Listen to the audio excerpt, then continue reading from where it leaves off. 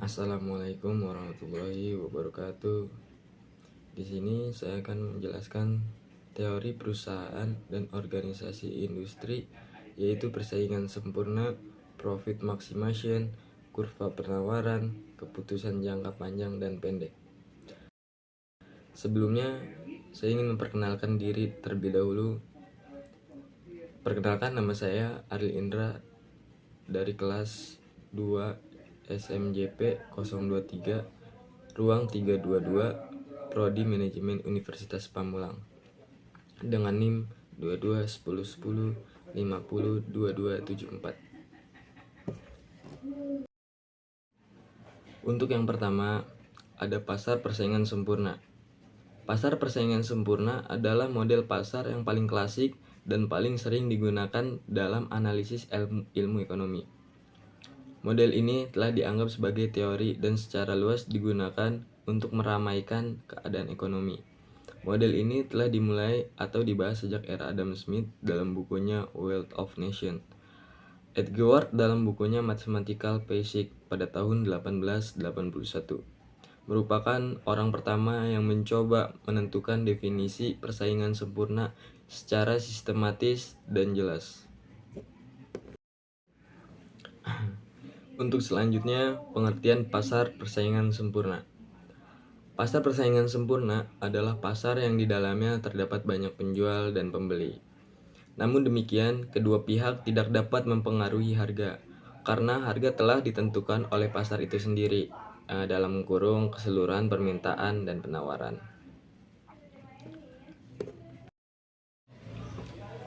Dan selanjutnya, menurut para ahli. Menurut Adi Warman, pada tahun 2007, pengertian pasar persaingan sempurna adalah sebuah pasar di mana penjual tidak dapat menentukan harga dan hanya bisa menjual dengan harga yang berlaku di pasar. Pasar persaingan sempurna dalam kondisi yang paling ekstrim ketika penjual sama sekali tidak bisa menentukan harganya. Menurut Wilson, pada tahun 2007 pula, pengertian pasar persaingan sempurna adalah bentuk pasar yang paling tua di dunia. Bentuk pasar ini efektif digunakan pada sebuah negara yang butuh kebebasan bertransaksi bagi para pelaku ekonomi. Ciri-ciri dan asumsi pasar persaingan sempurna. Yang pertama, banyaknya pembeli atau perusahaan dalam pasar. Karena jumlah perusahaan sangat banyak dan relatif kecil jika dibandingkan dengan jumlah produksi dalam industri tersebut, menyebabkan kenaikan atau penurunan harga sedikit pun tidak mempengaruhi harga yang berlaku dalam pasar tersebut. Yang kedua, penjual dan pembeli tidak mampu menentukan harga. Karena demikian banyaknya perusahaan atau penjual dan pembeli yang terdapat di dalam pasar, maka keduanya tidak dapat menentukan atau merubah harga pasar. Harga barang di pasar ditentukan oleh interaksi di antara keseluruhan produsen dan keseluruhan pembeli. Yang ketiga, penjual atau perusahaan dapat dengan mudah masuk atau keluar ke dalam pasar. Apabila ada produsen yang ingin melakukan kegiatan di suatu industri dalam struktur pasar persaingan sempurna, produsen dengan mudah melakukan kegiatan tersebut. Sebaliknya, jika penjual atau perusahaan mengalami kerugian, maka ia dengan mudah meninggalkan industri tersebut. Untuk yang keempat, setiap produsen atau perusahaan atau pula penjual menghasilkan atau menjual barang yang sama yang disebut homogen. Barang yang dihasilkan berbagai perusahaan tidak mudah untuk dibeda-bedakan. Pembeli tidak dapat membedakan yang mana dihasilkan oleh produsen A atau B. Oleh karena itu, promosi dengan iklan tidak akan memberikan pengaruh terhadap penjualan produk. Yang kelima, pembeli mempunyai pengetahuan yang sempurna tentang keadaan di pasar. Pembeli mengetahui tingkat harga yang berlaku dengan perubahan-perubahan ke atas harga tersebut, sehingga produsen tidak dapat menjual barangnya dengan harga yang lain lebih tinggi dan pada yang berlaku di pasar. Selanjutnya, analisis ekonomi dibentuk asumsi-asumsi suatu struktur pasar persaingan sempurna. Yaitu yang pertama, terdapat sangat banyak penjual dan pembeli. Oleh karena terdapat sangat banyak produsen atau perusahaan, maka setiap produsen atau perusahaan hanya memasok produk sebagian kecil saja dari total produk yang ditawarkan di pasar. Pembeli juga banyak sehingga secara individual mereka tidak mempunyai kekuatan monopolis untuk mempengaruhi mekanisme di dalam pasar. Kedua, produk yang dihasilkan oleh para produsen adalah homogen. Pasar diartikan sebagai gabungan dari produsen yang memproduksi produk yang homogen atau identik. Ini berarti bahwa antara produk dari produsen yang satu dengan produk dari produsen yang lain bersifat substitusi sempurna. Oleh karena itu, para pembeli tidak dapat membedakan produk-produk di produsen yang berbeda. Yang ketiga, setiap produsen adalah pengambil harga atau price taker.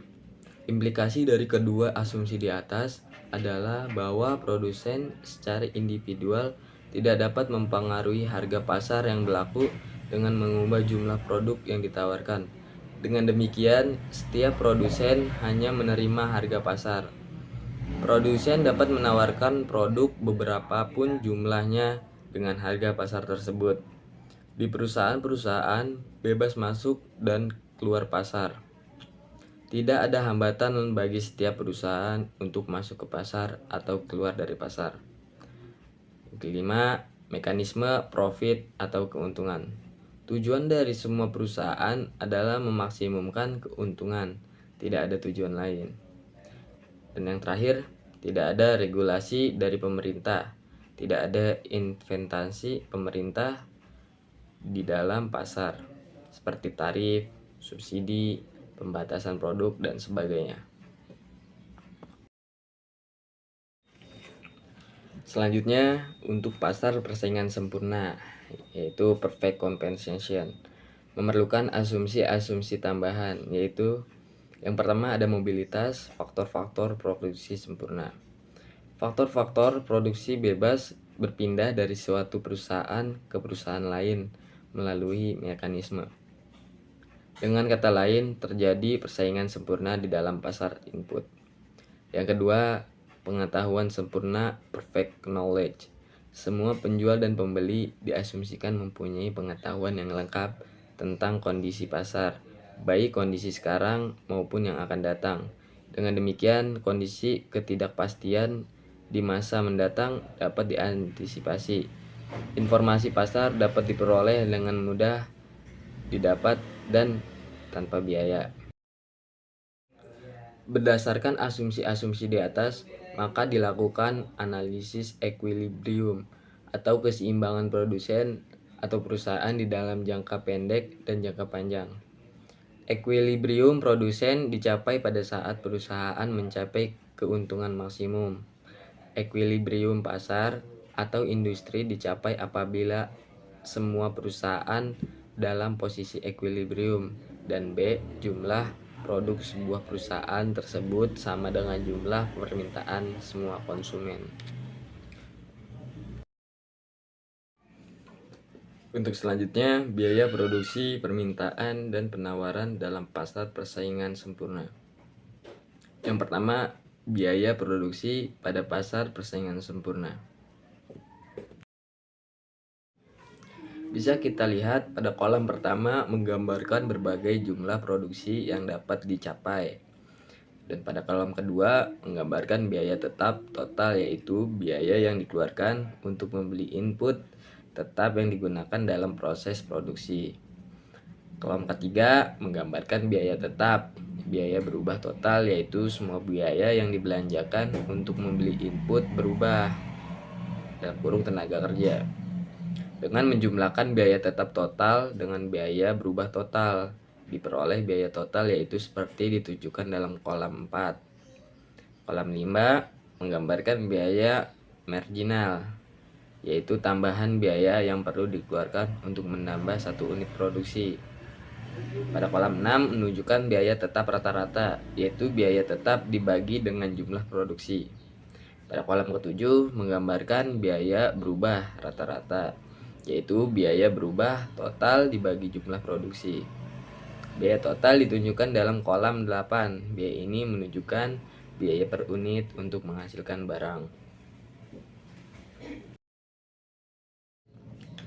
Dari tabel tersebut, karakter dari kurva biaya dengan demikian dapat dikatakan ciri-ciri kurva berbagai jenis biaya adalah yang pertama, biaya berubah total mula-mula mengalami kenaikan yang lambat. Akan tetapi setelah satu tingkat produksi tertentu kenaikannya makin lama makin cepat. Kemudian biaya total mempunyai sifat yang sama dengan biaya berubah total. Terus biaya tetap rata-rata semakin lama semakin kecil. Terus biaya berubah rata-rata, biaya total rata-rata dan biaya marginal mempunyai sifat yang sama.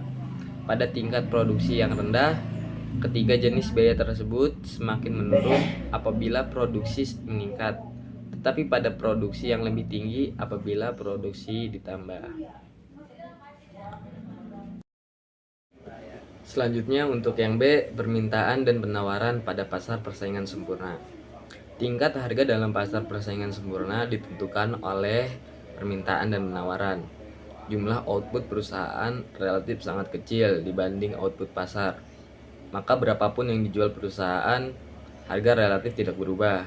Permintaan total atau total revenue perusahaan sama dengan jumlah output dikali harga jual. Karena ketidakmampuan penjual dan pembeli dalam mempengaruhi harga atau price takers, maka harga secara otomatis telah ditentukan atau given oleh pasar. Pada kurva industri menunjukkan tingkat harga dalam pasar persaingan sempurna ditentukan oleh permintaan dan penawaran. Pada kurva B, perusahaan menunjukkan jumlah output perusahaan relatif sangat kecil dibandingkan output pasar. Maka berapapun yang dijual perusahaan, harga relatif tidak berubah karena perusahaan individual bertindak sebagai price takers. Maka kurva permintaan yang dihadapi oleh perusahaan berupa garis horizontal sebesar P, yaitu harga. Bisa kita lihat kurva permintaan D sama dengan kurva penerimaan rata-rata AR, sama dengan kurva penerimaan marginal MR, dan sama dengan harga P. Kurva penerimaan total berbentuk garis lurus dengan sudut kemiringan positif bergerak mulai dari titik 0,0. Untuk selanjutnya, pemaksimuman keuntungan pada equilibrium. Suatu perusahaan dalam kondisi equilibrium ketika ia mencapai keuntungan profit. Maksimum keuntungan adalah perbedaan atau selisih antara total cost dan total revenue. Untuk yang pertama, equilibrium perusahaan menggunakan kurva TR dan TC. Kurva TR adalah suatu garis lurus melalui origin yang menunjukkan bahwa harga output adalah konstan pada semua tingkat output. Produsen akan selalu menerima harga atau price taker dan dapat menjual setiap outputnya pada harga pasar yang berlaku dengan TR yang naik secara proporsional dengan volume penjualannya. Slope kurva TR adalah marginal revenue. MR ini konstan dan sama dengan harga pasar karena semua unit output dijual pada harga yang sama. Dengan demikian, secara matematis dapat dituliskan MR sama dengan AR sama dengan P, yaitu sama dengan P equilibrium. Perusahaan mencapai keuntungan maksimum pada penjualan output equilibrium, di mana jarak vertikal antara kurva TR dan kurva TC paling lebar, seperti yang telah ada di gambar. Selanjutnya, equilibrium perusahaan menggunakan kurva MR dan MC. Maksimisasi keuntungan atau profit dapat dijelaskan juga menggunakan kriteria marginal revenue sama dengan marginal cost atau MR sama dengan MC. Karena MR untuk perusahaan pada pasar persaingan sempurna adalah P, maka output optimal dihasilkan jika P sama dengan MC. Seperti pada digambar, di output optimal untuk pasar persaingan sempurna jangka pendek. Seperti yang ada di gambar, Q merupakan output optimal yang bisa memaksimumkan keuntungan perusahaan tersebut. Daerah persegi panjang sebesar P minus ATC dikali 0 merupakan total keuntungan perusahaan tersebut. Keputusan perusahaan jangka pendek dalam pasar persaingan sempurna P ke arah avisi, maka perusahaan masih bisa melanjutkan usahanya. Meskipun perusahaan mengalami kerugian, P berbalik ATC, tetapi kontribusi margin yang diperoleh adalah positif. Dan hal ini bisa membantu mengurangi biaya tetap. Sebaliknya, jika P berbalik avisi, maka perusahaan sebaiknya ditutup karena semakin banyak yang diproduksi, semakin rugi.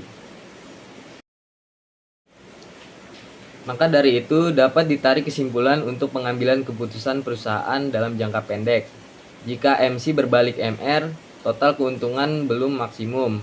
Perusahaan harus meningkatkan outputnya. Jika MC menuju MR, tingkat keuntungan menjadi menurun. Perusahaan harus menghentikan produksinya.